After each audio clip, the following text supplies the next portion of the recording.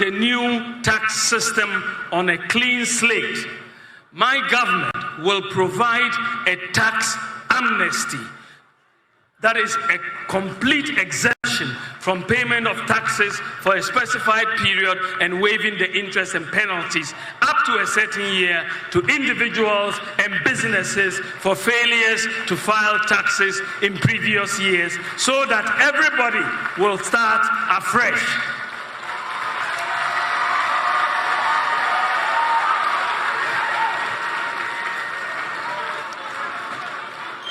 Tax digitalization will be implemented across all aspects of tax administration. Everyone will be required to file a very simple tax return electronically through their mobile phone or computer. There will be no manual or paper filing of taxes under my administration.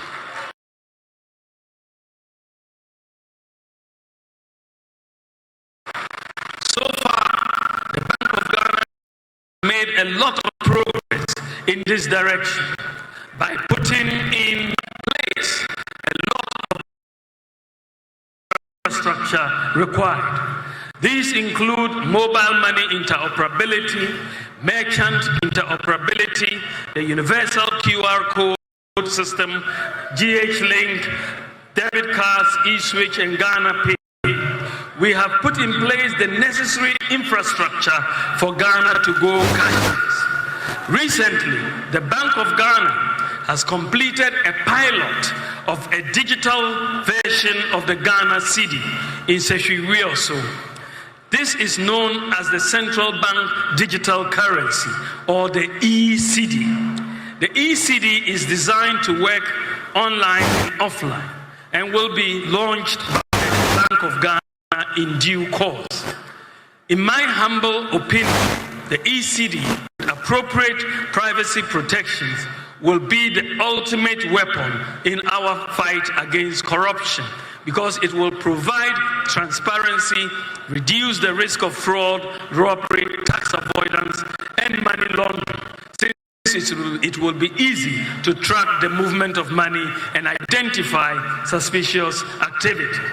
The eCedi will quicken the pace of Ghana's move towards a cashless or near cashless society.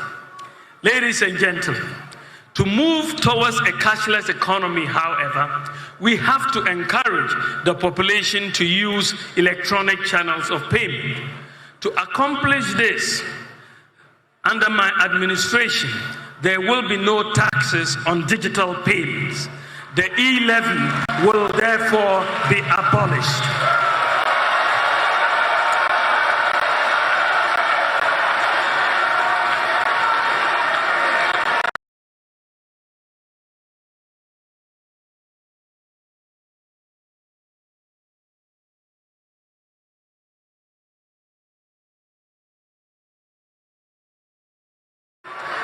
But ladies and gentlemen, as Vice President, I am like a driver's mate. But by the grace of God, if you make me the president, I will be in the driver's seat with constitutional.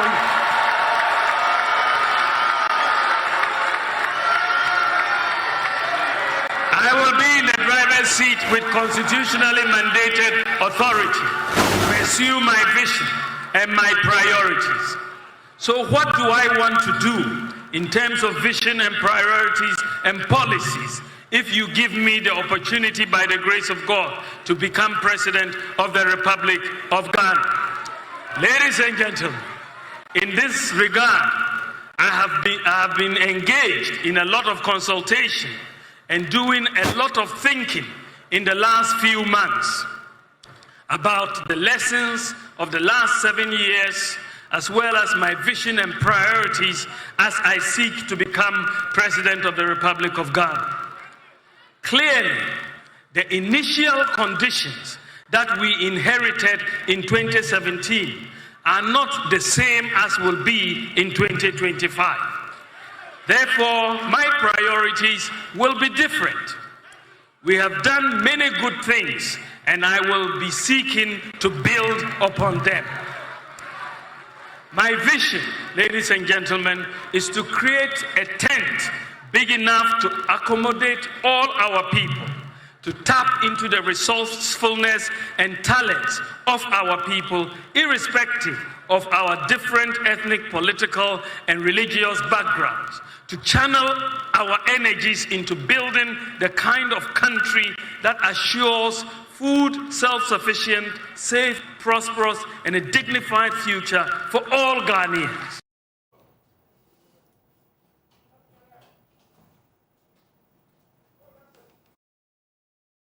You're welcome back. This is Newsfile, it's your most authoritative news analysis platform, and here on Newsfile, as always, we put Ghana first. And my next set of guests for the next 1.5 hours will be Nana Bawumia. He is Managing Director, State Transport Corporation. He speaks for Dr. Bawumia's campaign. Felix Kwasi is aide to former President John Mahama. He is also a parliamentary candidate for the Asebu, Abura Asebu Kwamankesi. Abura Asebu Kwamankesi. It's like Kojo Opon's place. Of Wase Ayirebi Kokobeng. Yes. It looks like three places three traditional areas put together. Right. So Felix Kwasi Ofosu and Dr. Kwame Sapong Esedu, CDD fellow. Thank you, gentlemen. Thank you so very much for joining us. So we've just been listening to Dr. Bawumia and what he has to say. I suppose we can quickly get to Dr. Kwame Sapong Esedu first. Thanks for joining us, Kwame. Hello, Kwame. Okay, we seem to have a problem with Kwame's line. Now we'll get that sorted and we'll get back to him, because I wanted to hear him first, because before we hear from the politicians, so to speak, in the studio. Is Kwame sorted and with us? Okay, now, Nana Bawumia, you had the vice president. You were there, correct? Yes, sir. Great. And you are one of those who have been managing his campaign. President Kufuor said he was very excited about him, that he was destined for this. Bawumia says this is Ghana's next chapter that he wants to lead. Selfless leadership, bold solutions for the future. There are many who say the many things he's talking about doing should be done now.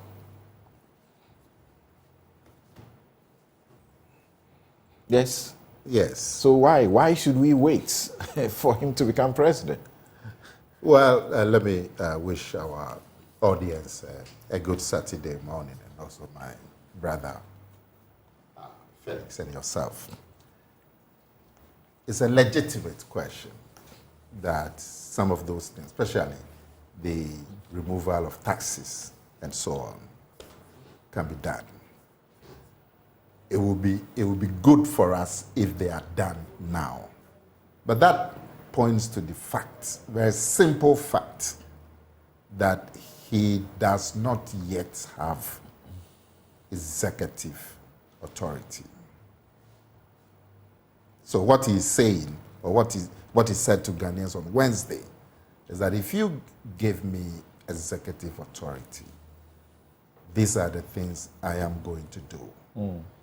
So obviously, if he had executive authority now, or if he can move the rest of the government in that direction, obviously, some of these things will be done. The fact that they haven't been done now simply means he hasn't been able to move the rest of the government in that direction. And he also, on his own, does not have executive authority. And that is why he says that I am a mate. Let me be the driver. That's the main reason for that comment. Thank you, Samson. We know typically when you use the mate analogy, a driver will never hand his wheel to a mate who has failed. So let's say the owner of the car rather than the driver and the mate. The owner of the car, having realized the mate and the driver have both driven into a ditch without the mate ensuring that the car didn't get into the ditch, will not take the car back and give it to the two of them to restore it. Not necessarily. The mate is not the driver. I mean, this show or this production that you do, you have done it so well over the period. I am sure somebody stands in for you when you are not here. Okay? That's right. And it's possible for that person to have a different slant on the show. No two people are the same. The people who were hosting the show before you, they did it well. I remember the Kweku Sechiados, the Nanayas, yes, and who really put the show. The Sonny Dekas. But you also came with your own slant, and you have also taken it to a different level. There were people who say you don't do it like Kweku Sechiado. I tell them, look, I can never be Kweku Sechiado. But the main point of Bawumia's statement is that give me executive authority. And if you give me executive authority, this is the direction I would take. Yeah, so I turn the question. The owner of the vehicle handed it to a driver and the driver's mate. The vehicle, as all of us admit, and Vice President Bawumia... The mate doesn't drive the vehicle. As Vice President Bawumia himself admits, we are in a very trying time, very difficult situation. Yeah. Because of what has happened by way of inflation and all of that, our circumstances is very terrible. Alan Chiramanting is prosecuting his agenda on being able to arrest the falling eCedi, so to speak, inflation. So why should the owner of the vehicle hand it, after you've driven it into a ditch together with the mate, hand it to the mate? Well, this is an analogy. You would agree? Yes. Okay. So you should not stretch it too far. But if you want to stretch it... Once you used it, we want to interrogate it. Well, if you want to stretch it, the simple answer is that the mate doesn't drive the vehicle. And so if you are a good owner and the driver is retiring, mind you, the driver is not being sacked. And that is another angle that people like to push. That's right. The driver or the owner, as we speak, has not said the driver is bad. Going by the last election where the owner spoke, the owner renewed the mandate of the driver. You can speculate that the owner is not happy, but that's speculation. And mind you, the driver still has almost a year. It's a fact, not speculation, that Ghanaians are not happy. To the point that President Akufo-Addo has had to call you guys and say, stop speaking against the policies. If you do that, you become party enemy. You know, when in the primaries, many of the contenders, they thought that they could have an advantage by placing themselves outside the government. Bawumia was the only person who sought to place himself within the government, and he won. So, when the owner spoke, the last time the owner spoke, the owner renewed the mandate of the driver. Where we are now, we are going through a rough road. We are very sure that very soon we'll steer the car onto a better road. So this whole business that there's failure and somebody's to be blamed, and I don't see it. We are in difficulty. We are in a difficult patch. The analogy that works for me is that we are on a difficult part of the road, like we are in an aircraft and you face turbulence. it will be tough. But you hope that the pilot and his first officer and so on would get you out of the turbulence. And as we speak, we all know we are in turbulence. If you look at the total record of this government, in the first 3 years before COVID, the economy was on a trajectory that was quite positive. Between the period 2017 and 2019. And the GDP expansion, for example, was touted as the best in the world. We all know that when we got into the 2020 with COVID, and there was a global difficulty. Our friends in the NDC, when they go out of the country, they place the difficulties that we are having in Africa within the COVID turbulence. It's only when they come to Ghana that they don't mention. Then the sad part of it, when they come to Ghana, they seek to blame one person. I don't understand it.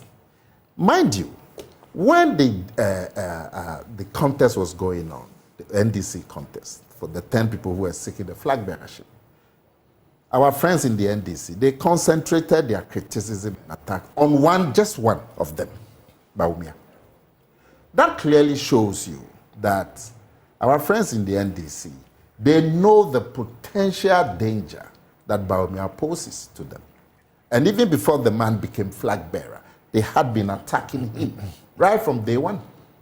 So I am not surprised that they will seek to still attack him. I mean, it's normal. All right. Well, I've seen you've made some very copious notes from his speech. We'll get to deal with the speech. Kwame Sapong-Asiedu, thank you very much once again for your time. And I think from the constitutional point of view, the Vice President's analogy with a mate ought to be wrong.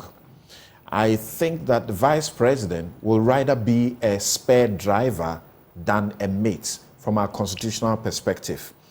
And then perhaps you may call the Chief of Staff maybe a mate. Kwame, thank you for joining us. Thank you, Stanton, for having me, and good morning to everybody. Right. Good morning.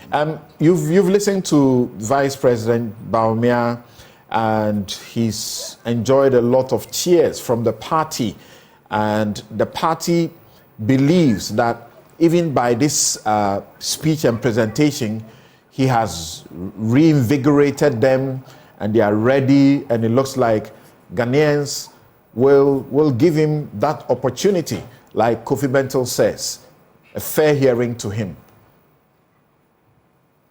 Yes, I have listened to the Vice President very well. I have listened to Kofi Bentil as well while I was driving. I'm in the country at the moment, so I've been driving in very rural areas. And a lot of the conversation is quite interesting. It is interesting because I have always disagreed, to start with, the analogy of a maize or a plantain. Reading the Constitution, I agree with you something that the Vice President is a spare driver. And a spare driver takes over driving the car in the absence of the driver. And therefore, if the vehicle is a commercial vehicle, if it makes a profit, the profitability of that vehicle inures to the driver and the spare driver. And when it makes a loss, the loss also inures to them. Why do I make this analogy? I make it because if you listen to Vice President Bawumia, he takes credit for the good things that have happened under this government, and rightly so. So he takes credit for the digitalization, rightly so. He takes credit for the early stabilization of the city, and rightly so. So if he's taking credit for the positives of this government, why is he walking away from the negative? What happened to collective responsibility? So I can see what the NPP is trying to do by distancing himself from the negative of this current government. But I don't see how a spare driver can take credit for the profitability of the commercial vehicle, but say that the losses are only down to the driver. I just cannot bring myself to accept it. So let's go now to the Vice President's speech itself. He gave a chronology of things that this government had done that was good. And he said they were going to form the basis of the pivot that Kofi was saying that he's trying to make. So he clearly took those credits. Then says that he's going to abolish things like E-Levy and the law, which were key policies of this government. We all saw the fighting in Parliament and people being brought in ambulances to come and vote and all that. So if you look at all this and how they went about it and how we were told that the E-Levy was the solution to every problem Ghanaians, and that it was going to solve all our problems, from roads to stabilization of our currency and all that. If the Vice President felt very, very strongly about it, which the impression is that he did, he should have spoken out there. He should have put his alternative opinion out. We heard ministers in cabinet who said that the Vice President agreed with the E-Levy. Now we've heard some of those ministers, including Honorable Kofi, trying to explain that position to say, no, in actual fact, he had a different opinion, but he said so that they could get 100 cities exemption X, Y, Z. I don't buy that. I just don't buy that. So it is one of the other. Either the Vice President distances himself from everything that this government has achieved or failed at, or he takes responsibility for the successes and stands with the failures. He cannot have it both ways. And that is my position. Interesting. Hold on quickly for a question from Nana Kumia. Yes. Dr.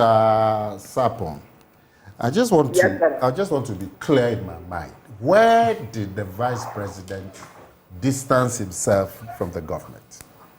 Because when you listen to the speech, in fact, half the speech was on the performance of the government. Where did he distance himself from the government? I am not, Nana, I don't think you got what happened. I don't think I am saying he distanced himself from the government. I said he distanced himself from certain failures of the government. Those are two clear distinctions. The failures of the government include things like E-Levy, which hasn't brought the revenue.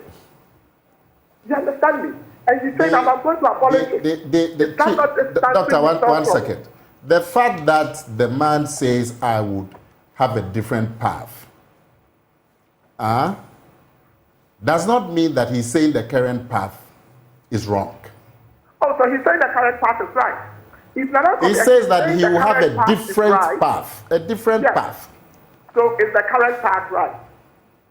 He hasn't said somebody is wrong or somebody is right. He says that I would have a different path. His position on the current path, if you would have a different path, there should be something wrong with the current path.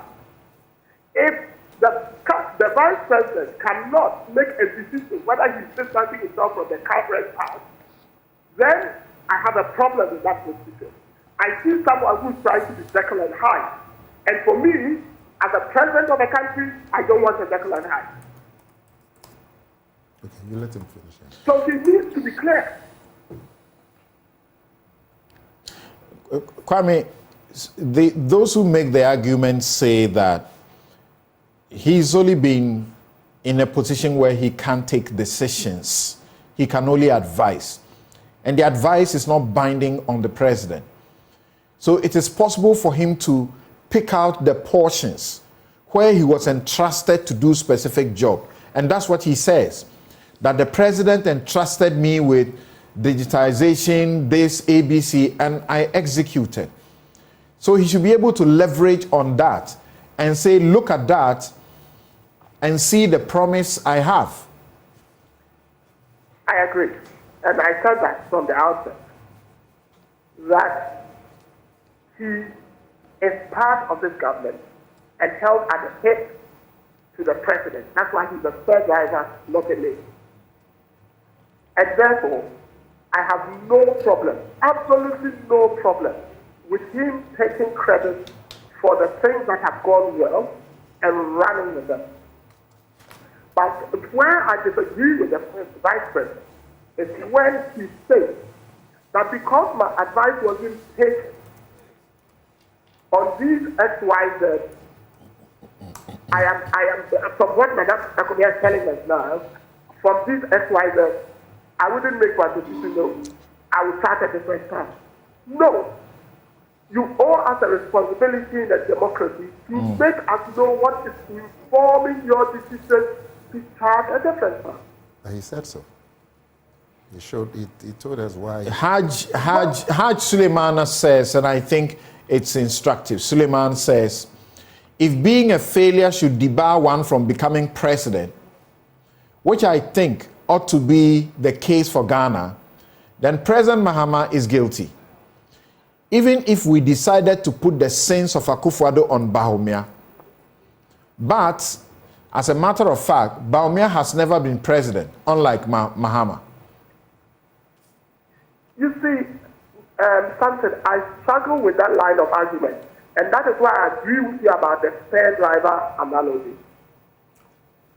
If you tell me that President Mahama has failed at certain things, yes. I mean, I was one of President Mahama's strongest critics, and it's on record. There was so much I put out, and the history is there for everyone to go back and read.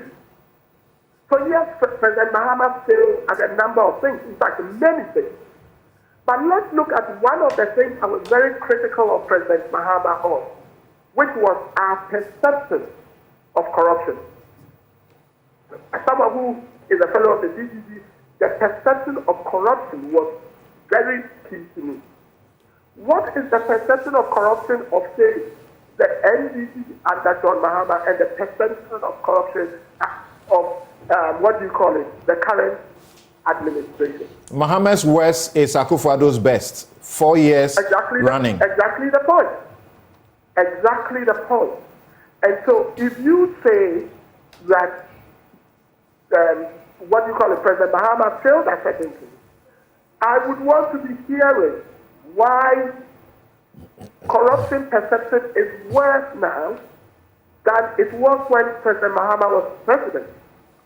I would want to hear the current vice president's view on why it is so and what he's going to do differently to arrest that situation. And that is why Vice President Mahama says he's been the man behind the digitization of various entities. And this is what is bringing the reduction in corruption.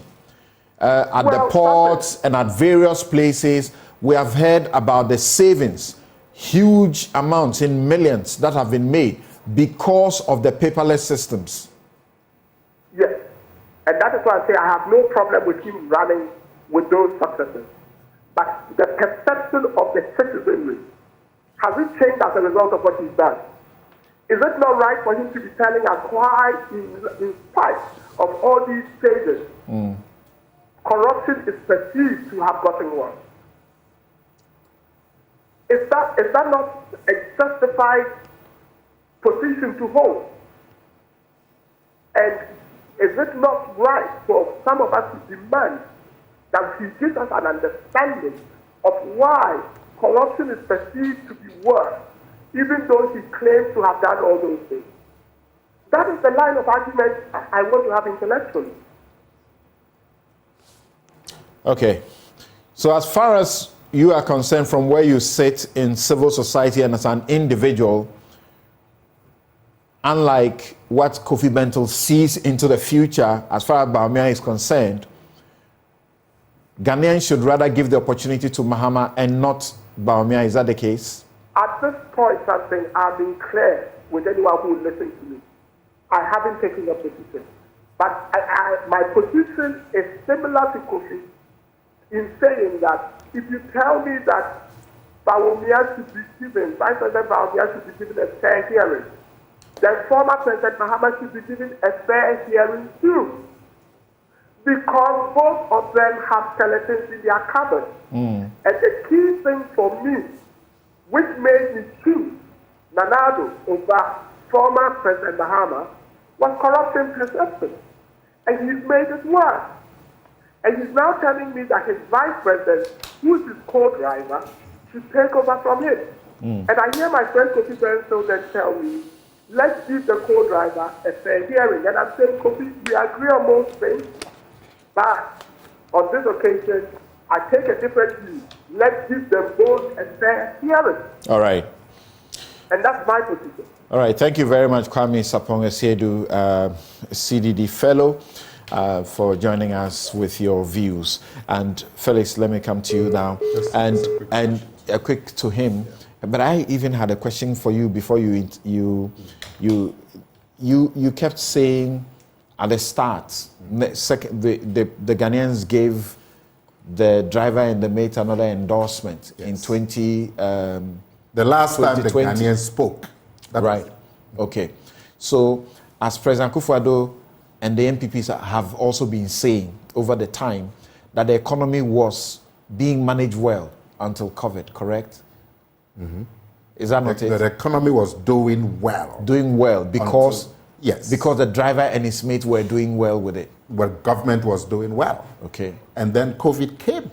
The time the economy you can't the time the economy was doing well, 2017, 2019. Mm-hmm. That was IMF managing our economy, not you. We were under IMF, were we not? How can you make that point? We were under IMF. Yes.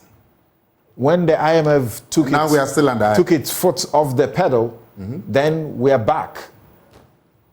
The IMF itself, let me quote to you what they've said. They've said that COVID is the most unprecedented economic disaster since 1930. That's what the IMF itself says. My question is, and which many Ghanaians have asked? It cannot be because we left IMF. The IMF itself explains the difficulties globally, not just Ghana. And they've said that the catastrophe that has come upon the economies in the world hasn't. If you are the best managers of the economy, you should not only be doing well when IMF is in control of the economy. That's my question. As we speak, Samson, the indicators are turning positive. You would agree. Many of the indicators are turning positive. I don't see those positives.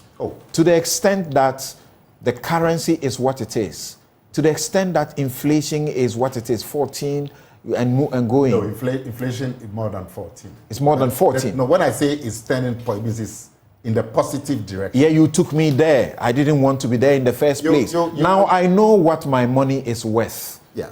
If I have $1 million in the bank, it's worthless. It's not even worth 500,000 when I was in 2016. Yes. So, in your opinion, what the government has failed? Insurance companies. No. What is more than half of their value have been wiped out. Yes. By what we have suffered. Yes. Then we've suffered what we are going through mainly because of COVID. You got more money in COVID than any other. COVID brought its own expenditures. You'd agree. You have to buy masks, you have to buy surgical, you have to do a lot of things to deal with the COVID situation. When you have an economy that the GDP shrank from 6.5 to 0.9, your domestic revenue is going to be terribly affected. But you got a bit of support to deal with the specific expenses that came upon you with COVID. And IMF gave the same assistance all over the world. But your economy, which was growing at 7%, 6.5%, the highest in the world, shrinks in 1 year by almost 80%. I mean, the growth rate shrinks by almost 80%. In 1 year, it's definitely going to affect your revenue. Your debt to GDP is a ratio. So when the GDP, something affects the GDP, it affects the ratio.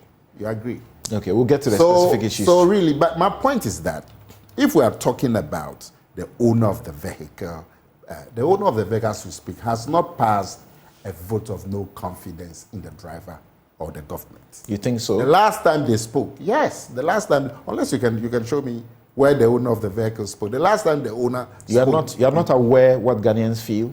Ghanaians? You are not aware of the temperature?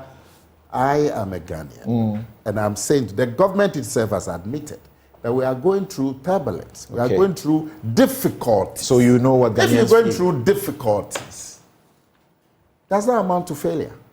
And the effort that government is making to take us out of the difficulties has started bearing fruits. It'll be modest fruits, but it's in the right direction. And so if you're going to tell me what Ghanaians feel, the only way you can judge what Ghanaians feel is when the elections are here. Okay. For now, all you can do is speculate. Now, our friend there was saying that when I asked him, where did Bawumia distance himself from the government? He said that because Bawumia will say, I'll abolish some tax and so on, it means he's distanced himself from government. I don't understand how you can come to that conclusion. He doesn't agree with E-Levy. Yes. Bawumia doesn't agree with E-Levy. That means he's distanced himself from the government. What else does that mean? Anytime you are not happy with one government policy, or you think something can be done differently, it means you've distanced yourself. He doesn't agree with betting tax. Yes. He doesn't agree with VAT on electricity. Yeah. He doesn't agree on emissions tax. Yes. And the government is pursuing them. He's going to do things in a way that these taxes will not be necessary. And he has shown you how he's going to do it. He doesn't agree with the size of the bloated government, the government that started with the unprecedented 126 and plus. he says he's going to do something about it when he gets the chance. What more can he say? Mr. Dr. he should come out and openly disagree with the government. What he's done is even more open, like our friend Benton was saying, that he's able to say that I'm going to depart from these policies and fashion out a different policy. So he's very bold. So he's not wrong when he says he disagrees with the government. All right, Felix, let's take your preliminary. Even if your conclusion is that Bawumia disagrees with the government, that doesn't mean that he says the government is wrong. He appreciates, like all other candidates in the run-up to the primaries, appreciates that if you do not make a departure from this government, you cannot win. That tells you that you yourself don't endorse what you're doing. But Bawumia didn't depart from this government. What else is a departure than this? Every time he met the electorate, and I was there in many of the meetings, he spoke about the government and his pride in being a member of the government. And he admitted the current difficulties and he took collective responsibility. He doesn't even use the word review, but he's going to review free SHS. Yes. He doesn't use the word because of the political thing about the word review. He said review. He said he will review free SHS. He used the word review? Yes. I need to go back to that, that paragraph. Check it out. Yes. Well, I think you would agree something. Yeah. Because of Benton's time and Nana Kumia's time. You need to give me a bit more time. We have time. Yes, please. We have time. You see, Samson, fundamentally, and that is what Mr. Benton and Nakumi and everybody else speaking that way forgets. Fundamentally, every election is a referendum on the performance of the government. It is the reason why in Ghana's history, every 8 years governments have changed. So the notion that one person can be extricated from the government and forgiven, whereas the entire government is punished, is completely flawed. You see what, and I'm going to have to respond more to Mr. Benton and Nakuna because they've said the same thing. You see, Kofi is attempting what in military parlance is known as a hot extraction. Essentially, a hot extraction. Essentially, there's a candidate who is so damaged and is on his way to losing elections. But you must do something at all costs to ensure that you salvage his reputation. And it is not going to work for a number of reasons. I prefer a person like Kofi. You see, let me explain to you. Who will be bold about Let me explain convictions. to you. You see, some convictions can be misguided. If we see clear wrong, and you are convinced that the wrong is right, we cannot applaud you for it. So convictions can be misguided. So where's the clear? Oh, Nana Kumia, please, you're not going to. He can pick Bawumia as a candidate and still criticize him. But you see, Mr. Benton says the entire Akufo-Addo government has been rubbish. But Bawumia is a saint, so we should vote for him. That's what Mr. Benton is telling us. But I have told you that fundamentally, when the electors go to vote, they vote on the basis of the performance of the government they gave a mandate to. So anybody who emerged from the MPP was going to suffer what Bawumia was suffering, even if they were not in government. Has the electorate voted? Oh, Nana Kumia. Has the electorate voted? Nana, please. Look, No, you are not known to do this. You are not known to do this, please. Mr. Bentel has had 1 hour to speak for Bawumia. You have had about 15 minutes to speak for him, and yet you won't let me speak. I don't think it is right. Nana, thank you. Again, this is out of character, not you. Again, you see, Mr. Bentel's justifications for the position he's taking are deeply flawed for the reasons I'm about to outline. First of all, he says that we'll be making a mistake by going to Mahama because, for instance, he cited corruption. And what were the examples he cited for saying that? He says that money was sent to the Black Stars at the World Cup, something. So the government of Ghana paid Ghanaian players for representing the country, and because of that, Mr. Mahama is corrupt. And what kind of logic is that? So this government that is paying the Black Stars is corrupt simply because they've paid footballers who have always been paid. That to corruption. No, but I heard him related that to the president's campaign to reform the Black Stars. No. He didn't relate that to he corruption. cited that as an example of corruption. That is what it was. No, he cited Look, it as an example. Can I do this? What track record? Thank you. No, what track record? Sometimes I'm asking you. All right. So if Ghanaian footballers are playing in a tournament and the government of Ghana pays them, it makes the government corrupt. Is that what Bentel is saying? But Number two, essentially, Mr. Bentel is telling us that because, with the greatest respect to something to you and everybody, because nonsensical lies have not been told about Bawumia, then Mahama is corrupt. All the things they say about Mahama, Ameri, interoperability, Ford Saga, how have that been proven along the line? None of those things have stuck. So Mr. Mahama has been working a free man for 7 years. On hindsight, we know that they were nonsensical lies, and I'll use the word. They made no sense. Unfortunately, in the milieu of the elections at the time, it was difficult to convince people otherwise. But on hindsight, we know they were nothing more than nonsensical lies that made no sense. The second point Mr. Bentel makes is that Mahama failed. He was president, he failed. And that Bawumia has not failed because he has not been president. And Mr. Bentel says that he sits on panels to interview people. Didn't he say that? So you are sitting on a panel. You see a candidate come before you who has not sat in the position you are interviewing him for. But he shows you a CV that clearly shows appalling failure. And you say merely because he has not occupied that position, vote for him. Look, in terms of raw performance, Bawumia is a joke compared to Mahama. And I'll prove it to you. They go about saying that, in the first term of the Akufo-Addo administration, I heard Bentel say it, that Bawumia was listening to on the economy. When you pointed out the praise that Akufo-Addo Osafo and Co were lavishing on him, in the first term, Bawumia was listening to, so they did well. So in the second term, he was not listening to. That's what Bentel is saying. So in effect, Bentel is saying that in the second term, the president immediately became crazy. So the things that worked for him, the very man who advised him to succeed, he decided to ignore him. We all know it was an IMF-managed economy. So no, I will go into the details and explain to you. You see, again, that claim, with the greatest respect to everybody, does not make sense. Akufo-Addo wants to fail so badly. He wants to go down as the worst president in Ghana's history. So he has who he himself describes as a brilliant, strong economist, but he won't listen to him so that he fails. Look, Bentel may not know, but every problem that we've encountered since 2021 stemmed from the decisions they made between 2017 and 2020. Especially in 2020, the election year. It was the unbridled expenditure, the colossal budget deficit they left because of a desire to win elections, the misuse of public funds. That is what plunged us into the hole that we have not recovered from. In fact, in the last 3 years, they have barely done anything to impact the economy, beyond wanting to put up solutions to the problems that have arisen because of the problems that they created. Number two, if anybody tells you that Akufo-Addo or Bawumia's performance in the first half of their government, especially in relation to the economy, is the best we've had, the person is lying. Read my lips. Pound for pound, Mahama was better because Mahama has occupied the same position that Bawumia occupies now. In the first term of the NDC, and people forget that we also had the first term. Why? As for first term analysis, it should be restricted to the MPP. We had the first term. Something.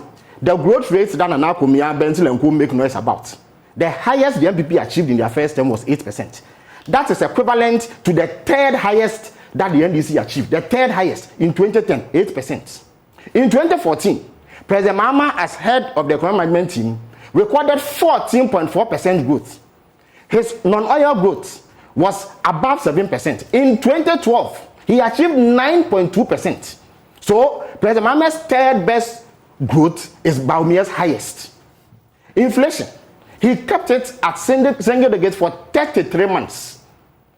By the end of Mahama's first term, the dollar exchanged at 2 cedis to the dollar. Two cedis. Our debt was 35 billion. Debt. Our debt to GDP ratio was under 50%. It was around 40%. Interest rates were at 15%. All the indicators that the MPP posted by 2020 were worse than this thing that I've outlined to you. People must stop this prejudice they hold against the NDC. And I urge you in the media to do justice by the people of Ghana by carrying out more scrutiny. What people do in this country is that they see truth and they peddle lies. Because we are NDC, our achievements should be rubbished in favor of a palpable failure. A man who talked big. Something. Was it not Bawumia who told everybody in 2016 that they will move away from taxation to production? What did he mean by that? That there will be less taxation, there will be greater production. Is that not so? He comes to power and they heap 40 taxes on us starting from 2017. And we are told that we should applaud it and that he has not been president, so we should vote for him. Was it not Bawumia who told us? In fact, check page 13 of their 2016 manifesto. And Bawumia himself on public fora, there's a picture of him where he had put a table on the screen analyzing our debt. He said that our debt of 120 billion was inexcusable. He comes into power, he racks up 600 billion cedis in debt, and we are told that we should applaud him. The debt to GDP ratio, it reached 104% under Bawumia. Our debt, President Mahama, in all the years that he was president, he never defaulted, even when he was vice president, as head of the economic management team, he never defaulted on our debt. Under this government, they have defaulted on debt. When you drew Benson's attention to the calamitous fall in the currency, look, in November 2022, it reached 17 cedis. The only reason why it came down to where it is now is because this government unilaterally refused or decided that they will not pay our external debt. Why? If every government of Ghana came and was not servicing debt, do you know how stable our currency would be? So even when you were not servicing debt, your currency was worse than Mahama's when he was servicing debt.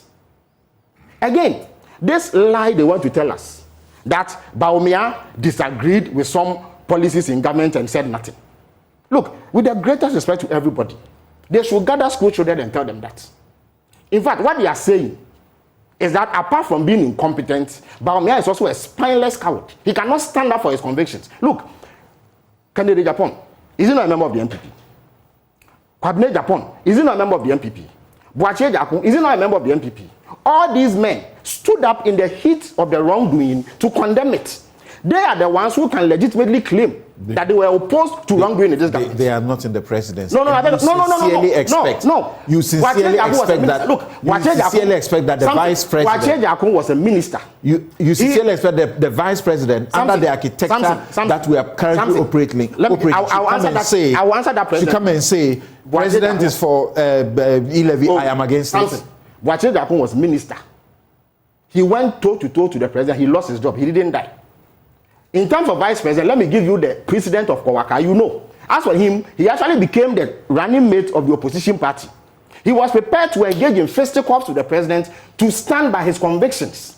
That's why I said that by saying that you are telling us about me as a spineless coward. Who should go and vote for a spineless coward to be president? You can't stand up for your convictions. It is plausible and logical to believe that Bawumia would be I'm saying that again. Because he had publicly said that it is wrong. It is wrong to tax the poor in respect of E-Levy. This was in the 2020 campaign. I beg your pardon. This was in the 2020 campaign, something.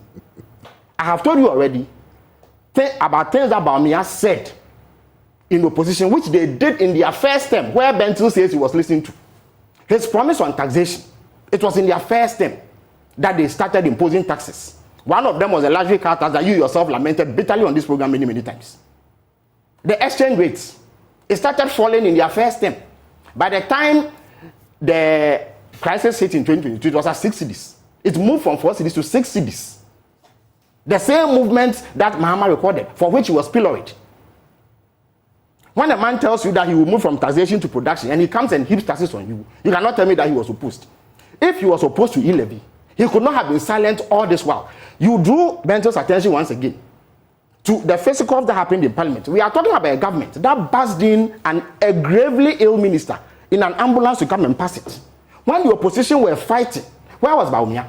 In fact, it was President Mahama who immediately E-Levy was announced, indicated that he will abolish it if he has opportunity, and urged our minority members to oppose it. That's right. So if anybody is to be believed on that promise, it is Mahama. Again, he speaks about reducing the size of government. In fact, I submit that all those commitments he's made in terms of moving away from what this government is doing is contrived, it is forced. He sees that those have become a hindrance to his presidency. Almost all of them have been promised by Mahama. Did President Mahama not promise a drastic reduction in the size of government? 60. Yes. Did President Mahama not say that he will abolish? Bawumia is doing it doesn't better. matter. It doesn't you will matter. not be happy about something. that. It doesn't matter. See, it doesn't. What it is that he has been forced. Because you see, if you were in a government that had 120 ministers, you cannot, and you offered no whimper. More than 120? Yes. 126 and, or plus. And over 337 political appointees at the presidency. Bawumia himself has many of them. They speak about corruption. Why? Is Bawumia not a willing participant in the most unbridled form of nepotism we've seen in this country's history? Bawumia, his brother-in-law, his father-in-law, his brother, all of them are in this government. Nepotism, the same thing we've been pillaring Akufo-Addo with, he is practicing it. Has he opposed it? Has he spoken against nepotism in this government? He himself, is he not practicing it? Was he not the one, Samson, who allowed PDS to get away with the brazen theft of Ghanaian resources? He is the one who gave them the leeway to change the conditions precedent to conditions subsequent. Was he not the one? That argument. Was he not the one? I beg your pardon. No, I beg your pardon, Samson. I beg your pardon. Let me finish. Was he not the one who allowed PDS to bring insurance guarantee instead of a bank guarantee, relaxing the terms for a company that was going to take over a 20 billion Ghana cedi asset? Changing the forms did not remove the commitment in the quantum it of relaxed. money. Listen, it relaxed the conditions. We were going to hand over one of our most prized assets. So individuals if who were not PDS tested. failed, if PDS failed, why should it be his problem? Because, you see, the reason why the guarantees were put in place was to offer us comfort and assurance that the people had capacity to deliver what they were saying. Once PDS fails and you find that those terms were relaxed at the behest of the vice president, he can be held liable. At the behest of the vice president, at the behest of a committee he may have chaired, or at his behest. I see. If he did not agree, it was not going to happen. Samson, the third point I want to make, and you see again, I have to criticize you in the media for allowing Bawumia to get away with blue medal. He goes about saying that he has championed digitalization. First of all, he says that that is what the president delegated him to do. That is false also. Because the president is on record in March 2018 in Parliament to have told the whole world that the man in charge of running this economy is Bawumia. In terms of weight, gravitas, and the final authority, it rests with President Akufo-Addo. If he says that this is the man in charge of this, that is the position. Now let me come back to digitalization. Samson, unfortunately you don't have time. If you have time, I would demolish that falsehood that Bawumia has attributed to himself all this while. But there's a 20-minute clip on my Facebook wall where I deal extensively with this digitalization lie, and I urge viewers to go there and watch. But I'm going to give you a few highlights. If Bawumia tells you that he is the architect of Ghana Card, that is a lie. When he came into office in February 2017, March 2017, he set up a committee to review Ghana Card. That committee told him that the solution he came to meet, in which 60 million Ghanaians had registered, should be continued. And that's what they did. Bawumia is not the one who introduced the online passport. Online passport was introduced by Hannah Tete in December 2016. There's a video clip of this that I can give to you to play. The e-services portal, where Bawumia claims he is fighting corruption and digitalizing government services, is the work of Mr. William Tevi, who in 2014 as the Director General of NITA instead that portal. More interoperability. You see, Bentil says that the Bank of Ghana is an independent institution, right? So they enter into an agreement with the company to render interoperability services, amongst other financial electronic transaction services. Bawumia came to meet it. He only set it aside and got a company of his choosing to do it. If you do that, the idea is not yours. And I could go on and on and on and on. Look, what infrastructure has Bawumia lead? The NDC government that was part of something. And I was at the Ministry of Communications. These things fell under our purview. We have laid over 1,200 kilometers of fiber optic with government funds. Bawumia goes about deceptively claiming that they have a better record. And he says what? NCA has licensed people. So something. Essentially, Bawumia is saying that the Akufo-Addo government can say, or the Wallace government can say, that Joy FM is their handiwork because NCA gave you a license to operate. As opposed to saying that GBC is for government. So if government builds GBC and another entity wants to contest it, it says that Joy FM has received a license from NCA, so that is also to our credit. That is a lie. Something. The biggest data center where all the government agencies engage in the things we are talking about, store their data, 600 rack tier 3 facility was put up by the Mahama administration. We have another one for redundancy on KNUST campus. Yes, data center, no doubt. The initial attempts to do some of the digitization processes. Really, it is not initial attempts. No doubt. Yes. But you cannot take it, Felix. You cannot take it away from Dr. Bawumia that he has focused on digitization. It is a post, listen. And he should be able to take credit for the entities where he has superintended and supervised the progress and the pronounced, use when Bawumia of the system. First introduced to us in 2008 by Akufo-Addo. Akufo-Addo was express that he had tapped him for the purpose of managing the economy. That's right. This digitalization thing is a post-facto rationalization. The moment you realized that the economy was going south. What I'm saying is that but if you listen to be fair to Ghanaians, you should not deny his frontal major role in that sector. I'm telling you that this digitalization thing is a post-facto attempt to find something to do after the economy tanked.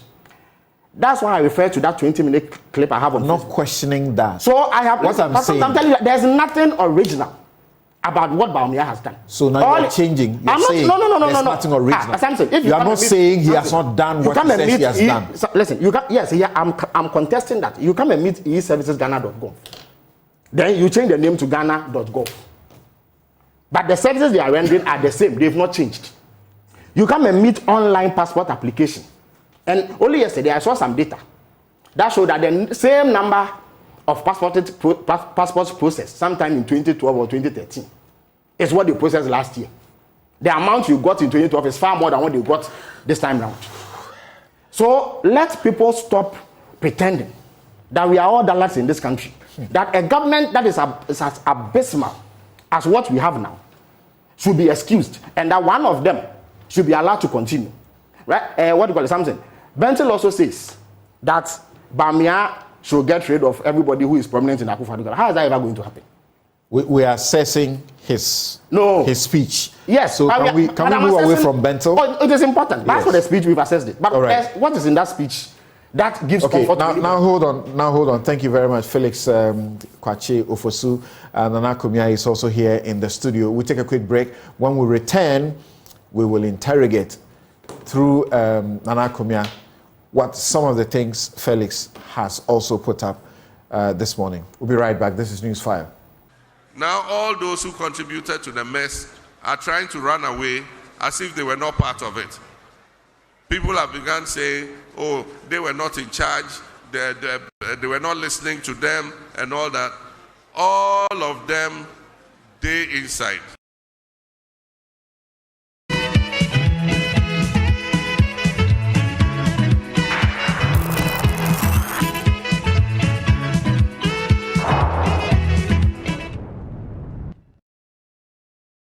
You're welcome back. This is Newsfile. It's your most authoritative news analysis platform, and here on Newsfile, we put Ghana first. It's brought to you by Bank of Africa, strong as a group and close as a partner, MTN everywhere you go. Ashesi University, educating ethical and entrepreneur leaders for Africa. Robert & Sons Optical Services, your comprehensive eye care service provider for 33 years plus. My Way Insurance, dial 165 star 165 hash on MTN to join My Way today. Syntex Tanks, it's strong, it's tough, and Flamingo Paints, simply superior. My guest, Nana Kumia and Felix Kwachi Ofosu, and many of your messages. Let me see how many of them I can share.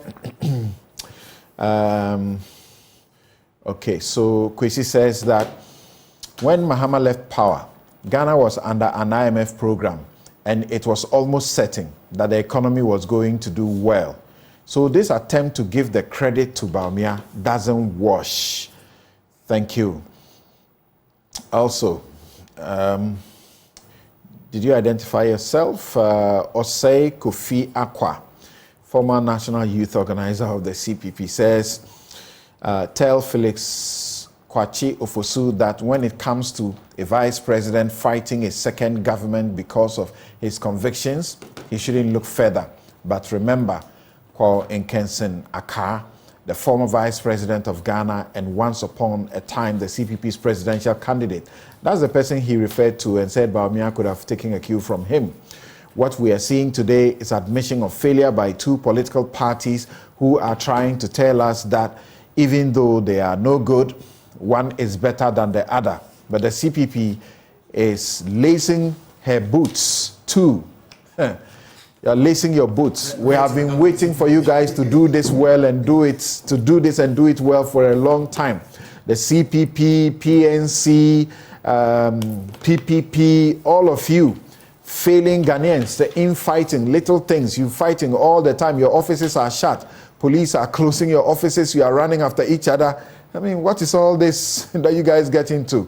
Well, independent presidential candidates promising for Alan Chiramanting as it looks, but somebody asked a question this morning. So imagine Alan wins the elections and he's supposed to constitute a government. The Constitution requires that the majority of his ministers must come from Parliament. Then he decides that he's picking from NDC and MPP because he doesn't have MPs or enough of MPs, and they all decline that they won't join his government. What will happen? And I say, you just give us an independent president and see what will happen. The government will not come to a standstill. There will be a Ghana to run. Okay. So David reminds me that I should correct Nana Komia. He didn't use the word review. He said improve. Yes, I heard it, and I actually read the text. He said improve. And I knew why he wouldn't say review. Prince Henry Koforidia says, if really Dr. Bawumia wants us to believe him that he hasn't been a decision-making person in the Nanado government, he should have resigned long ago as a vice president and the head of the EMT. Dr. Bawumia knew late Emisa Atta was not the president of Ghana, yet he posed 170 questions to him and hounded him about it until he died. Dr. Bawumia cannot chew his cake and have it back. Oh, Dr. Bawumia, just being, I can read that part. I'll read your messages, but not insults. Don't do that. Okay. This one, did you identify yourself? I can't see your identity, but I'll read one of your messages. It said, Nana Kumia is telling us a joke, trying to defend the first 3 years of the Nana administration policies, and effective management begins to kick in much more over time, and therefore the argument could be that Mahama's later policies were enjoyed by them. Okay, so this is an MPP man who is upset with that. Is that what it is? Okay. Yao Afro says, tell Nana Komia the driver handed the economy day one to the mate. The driver, the president, must seek accountability. any inactions the Vice President Mahama did then should be blamed on the late Atta Mills. The Constitution prescribes duties for Vice President, doesn't it? Okay. Kweku Entwi Boesiakon says, do we know that between, or you want to say, do we not know that between 2017 and 2019, Ghana was still under the IMF program initiated by the NDC? What Bawumia and the MPP don't tell Ghanaians is that the macroeconomic stability for that period is rather due to the IMF program, rather than any serious economic miracle of the NPP. The country is in the current economic mess because of the binge borrowing the NPP embarked upon. Okay, so we must remind Nana Akomia of that anytime they bring that issue up. For me, Bawumia's speech can be split into two parts, his record and his vision. His vision was good. I dare say it was better than the vision Mahama has expressed so far, practical and well articulated. His record was the problem. And here I see two big issues. First, he conceded nothing. He should have accepted some of the blame for our current situation. Second, his driver's mate analogy was catastrophic. It has become the focus of the entire speech, drowning out everything else. Nobody remembers what else Mahama was talking about in that speech when he called himself a dead goat. Nobody remembers what else Nana touched on in his speech when he said, all die be die. And now, Ghanaians have already ignored Bawumia's entire 3-hour speech to focus on the driver's mate analogy. Catastrophic error. What did his handlers do? All right. One of them is here. That was from Kojo. And this from Kwesi says, making this about E-Levy or any one issue misses the point. It is about how and with whom, specifically with which party Bawumia expects to govern the country. Is he going to govern the country with neutrals? Kofi Pa. So that is another message. And there are many more messages. Forgive me, I can only share this for now. Pencil says, please tell Kofi, in the same toll thread analogy, doesn't he think that once Dr. Bawumia is coming on the ticket of the NPP, how do we know it would not be the same story of use and leave by the NPP? We will only trust Bawumia if he goes on his own without the NPP. Until then, we don't want NPP no more, and we don't want Bawumia. Thank you. All right. I suppose I've done my best in reading quite a bit of your messages. Yes, Nana? Yeah. You heard Felix. On every record, your government does not come any close on every record.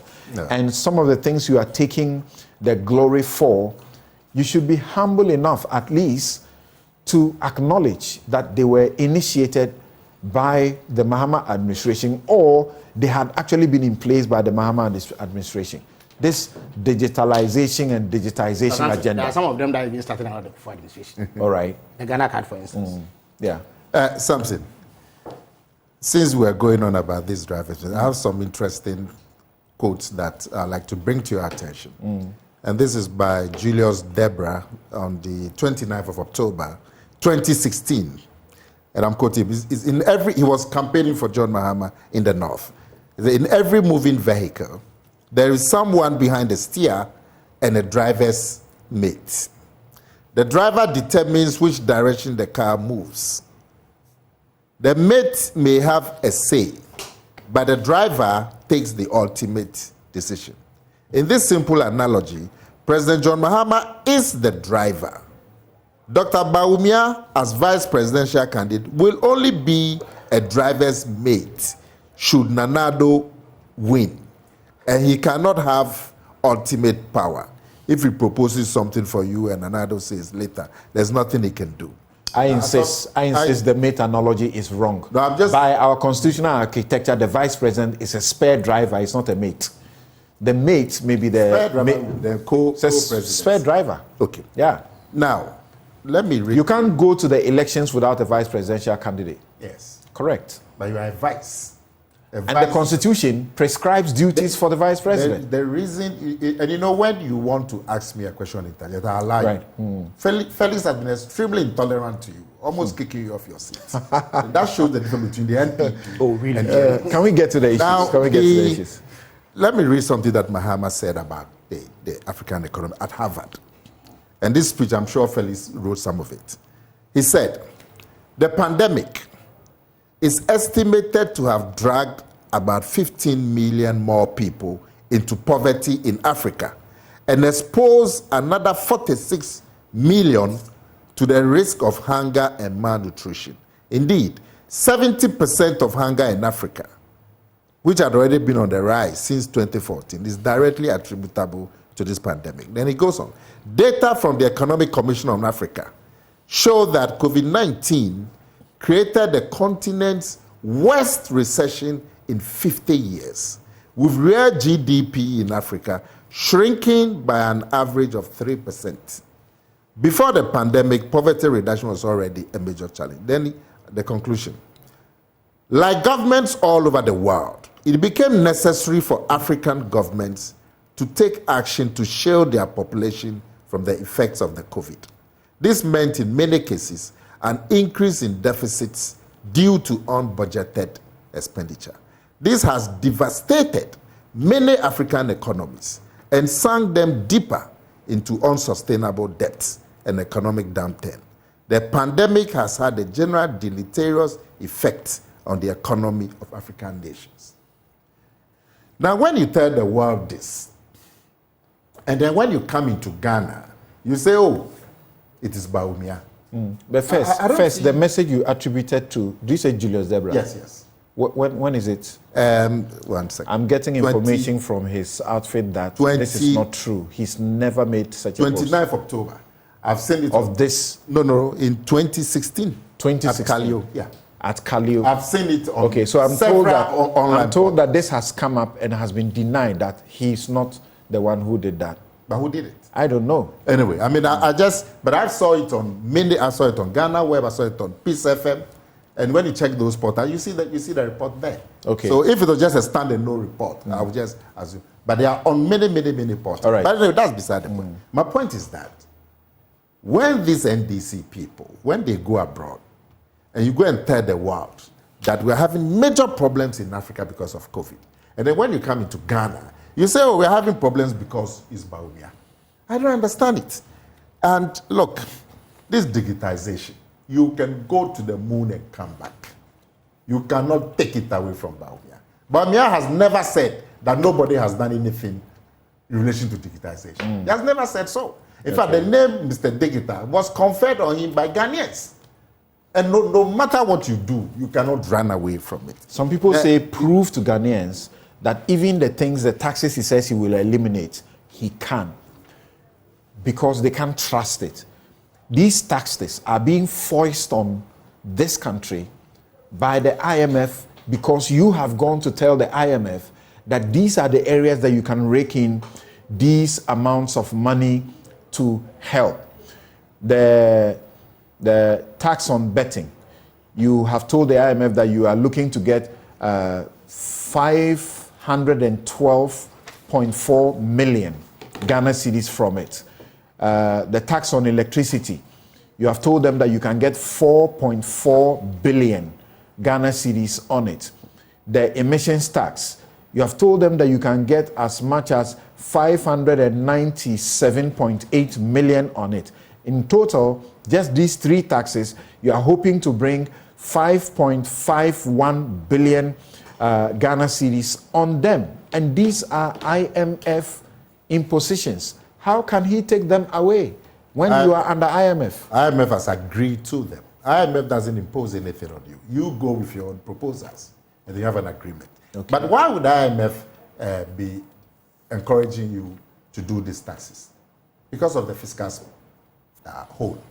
Now, if you can have a program that is going to close that fiscal hole, why would IMF be in disagreement? Now, somebody said something about Kojo Nkrumah. I don't know if it's Felix or our friend on there. And I think we should be corrected. It's not fair to the minister. The minister never said that Bawumia drafted E-Levy. Who said that here? Somebody said so. I think the person is listening somewhere else. He said that Bawumia said... I think it's your friend on the... It's all over the place, but not on this platform. No, the man on the Zoom. What did he say? On the Zoom? Yes. He made, Kwame Sapong. Yes. Okay. It's to be fair to the minister. He never said so. The statement the minister made is not entirely inaccurate from the way that the media projected it, that is being denied now. Yeah. So if you look at the substance of the statement, you can't blame the media for saying that's what he said. No, the minister essentially said clearly, and I've had the voice, that it was Bawumia's reservations that led to the exemption of the 100. It was not the MPs in Parliament. It was not the MPs in Parliament who insisted that that ought to be the case.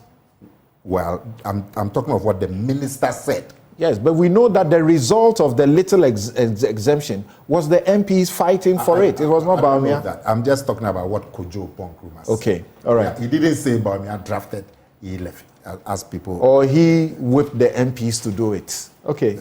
But what he said was that it was because of the reservations that Bawumia had that the 100 cities was exempt. And he convinced the MPs, including the opposition people, to canvass for that position. About debt that Felix and his collaborators go on about. And I heard one of his people say that binge borrowing. It is not true. Look, the NDC borrowed $31 billion. The NPP, in fact, if Jomama was saying it just 2 days ago, borrowed $13.5 billion. So what is this business about the NPP has engaged in binge borrowing that has led us to? It is not true. And they should stop saying it. National Service, have you heard what academics are saying and many others are saying? That he got it wrong, that he's going to make it, non-compulsory. Yes. He's not going to cancel it. It's going to be non-compulsory. So if you can get a substantive job somewhere, you can go and do your substantive job. He hasn't said he's going to cancel it. But rural communities, rural communities depend on service personnel. He hasn't for schools that sometimes don't have teachers. If it's not compulsory, nobody's going to go there. No. He hasn't said he would cancel it. Yes, I know that. He said it is not compulsory. Yes. Yeah. It is because it is compulsory that I am forced to go to a village. And it helps in also encouraging patriotism. Look, as we speak, I don't know about multimedia. It's so difficult finding places for service personnel. Me working at the STC, when the service idea came, the numbers of students coming out was quite much smaller compared to today. Now, at the STC, when service postings come, the pressure I get, one, to take people at the STC, two, to go and find them places for national service, is terrible. So if there's an option to find something else, let's try it. We've done this thing the same way since 1970-something when Buzia brought it. And let's try it and see if it will ease the pressure. There's Professor Clement Apa who say, no, this is wrong. You shouldn't do that. There is Dixon Ada. Clement Apa. At the University of Ghana. There is Dixon Ada, who sends a message from the US, also says this is so wrong. Somehow it's a stopgap measure for a country like this where there are no jobs. People use the national service to do all sorts of things. But Samson, the man hasn't said it will be cancelled. Has he said so? Yeah, but so if you have no compulsory, if you have no option, it says jobs. If you have no option and you want to do national service, you'll be allowed.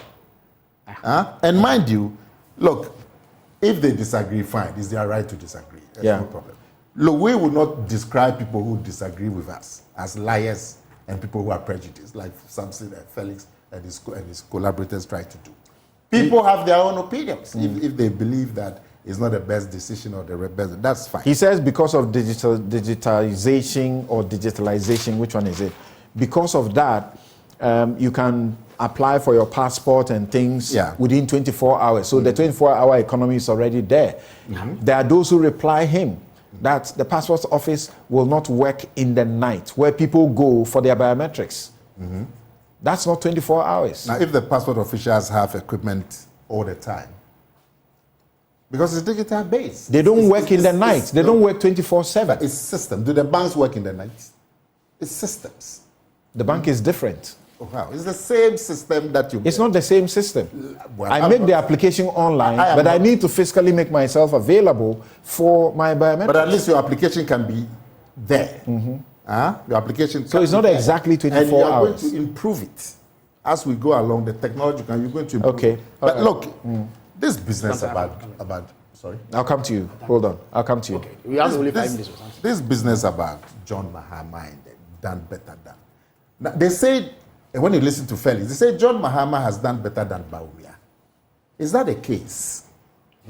Is that the case? He gives you the statistics. He gives you the figures. How do you say a president has done better than a vice president? From vice president to president. Yes. That's what he was showing you. Sorry?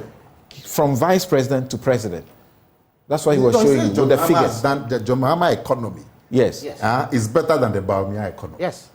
Now, how do you John Mahama as vice president and head of the economic management team, he's showing you the record there. And he's showing you the record when he became president too. John Mahama as president took the vice president's economy, if we are to believe Felix, from 14% in 2011, when he was vice president, and he became president, and he took that same economy to 3.7%. That's what we have been told. That he was vice president and he did so well. And so when he was vice president, he took the economy to 14% in 2011 when he was vice president. Then when he became president from 2012 to 2016, he took that same economy to 3.7%. Even that one under IMF. So the point is that, and this is my last point, so Felix can come in, he's been kicking me about time. Look, if you are even going to assign responsibility and you say that Bawumia is responsible, when you come into Ghana, you forget about what you told everybody. But you say that once you are in Ghana, it's Bawumia who's at fault and should be blamed. If you are going to assign responsibility and blame for what you perceive to be failure, how about you, who was president, and whose record? Felix mentioned that elections are a referendum. As we speak, he's still showing you that boot for boot, even as president, in the figures, and he read them. You say boot for boot. They look better than what you want to celebrate. I'm saying that John Mahama as vice president by Felix Anoji was better than John Mahama as president. Oh, okay. Because the record shows. Right. Now, yes. We've got just a minute. Just a minute's reaction. It's still John Mahama. Hold on. Yeah. My conclusion is that if we are going to assign blame, and you say that a vice president should be blamed for whatever difficulties or failures you imagine, how about John Mahama, who was president, and whose failure was reflected in the referendum? Thank you. Failure let's hear. Reflected in evidence. So I give you the evidence to show that both as vice president and president, there's no evidence head and shoulders above Bawumia and Akufo-Addo. There's no evidence bigger Number two, than the election. when the vice president wants to become president and we have a record of his performance, it forms the basis to assess his capacity. That assessment shows that he has been a catastrophic failure. Number three, let me debunk this Harvard propaganda once and for all. And it is true. I helped in putting together that Harvard speech. It is for that reason why I know it. Let me read relevant portions to you. President Mahama laid the foundation. It is true that COVID affected everybody. But when you check comparators to Ghana, Cote d'Ivoire, Benin, Togo, and what have you, they did better. The underlying issue is what John Mahama is coming to talk about here. He says that with the ballooning deficit, double-digit inflation, and nose-diving currency, increasing debt distress, Ghana's case was easy to predict with the cavalier handling of the economy by the current administration. Unbridled borrowing from the capital markets, creative misstatements of budget deficits, and other critical fiscal figures were certain to come to a head eventually. Ghana went into the pandemic without adequate buffers and has emerged with a terribly battered economy. The difference between us and our competitors, peers like Cote d'Ivoire and Co., is that they had better buffers going into the economy, into the pandemic. We didn't. Let me also dismiss this falsehood about borrowing. You see, the $31 billion that Nana Bawumia spoke about is part of Bawumia's lies. The Bank of Ghana, they quote our public debt in cedis if you go to their website. Can you refer to inaccuracies of statements rather than semantics? You use this too often. I think it's a lie anyway, but inaccuracy. That's their stock. Thank you. No, but a lie is a lie. A lie is a lie. A lie is a lie. Oh. A lie is a lie. Okay, so inaccuracies. The $31 billion is not true. We didn't borrow $31 billion. How much did you borrow? Oh, please. How much did you Please.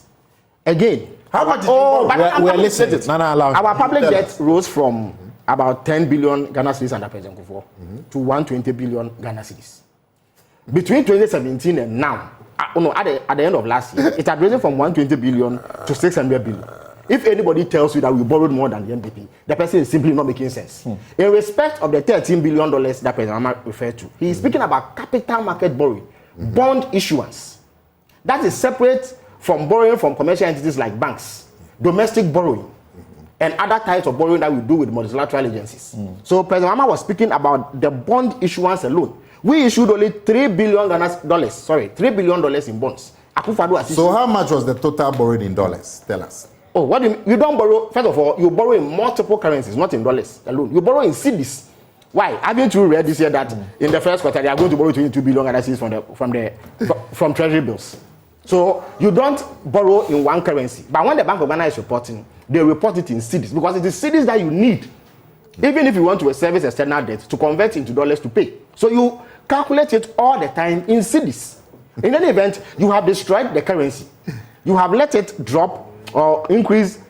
I'm talking about the exchange rate. You've made it depreciate from 4 cedis to around 13 cedis now. And you want to profit from that by dividing our current debt by 8, making it look smaller in dollars. Thank you. That's all time will allow us. My guests have been, for the first segment, Senior Vice President of Imani Africa, Kofi Bentil, and for the second segment, we've had on Dr. Bawumia's new chapter, Nana Bawumia, Managing Director, State Transport Company, and he's also speaks for the Vice President's campaign team. Felix Kwakye Ofosu is aide, former President Mahama is he is a parliamentary candidate.